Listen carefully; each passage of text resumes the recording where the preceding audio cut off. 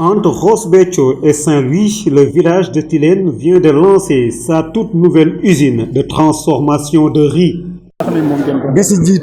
Ce sont nos enfants qui sont directement employés dans l'usine. Le riz que nous produisons dans les champs sont directement transformés ici. Donc on a une unité qui est capable de mettre sur le marché 21 000 tonnes de riz blanc, de traiter 21 000 tonnes de riz paddy par an.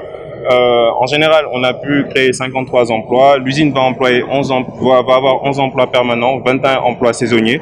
Pas moins de 500 millions de francs CFA ont été nécessaires pour installer une telle usine. De réalité 200 millions à travers le sous-fonds que nous avons mis en place pour adresser les PME, qui est le sous-fonds Sahel. Et donc nous avons structuré le projet, nous sommes actionnaires, nous l'avons accompagné sur la gouvernance et nous avons fait en sorte que le projet soit bancable.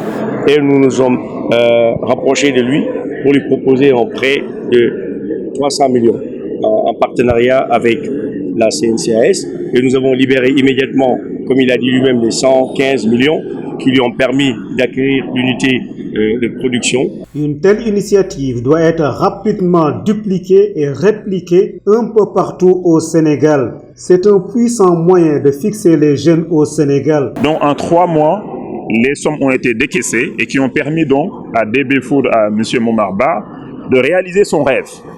Et donc, ce que nous souhaitons, c'est vraiment qu'on réplique ce genre d'instruments, ce genre de dispositifs. Voici là un exemple de mutualisation des outils que le président de la République a mis en place pour, en tout cas, booster notre agriculture.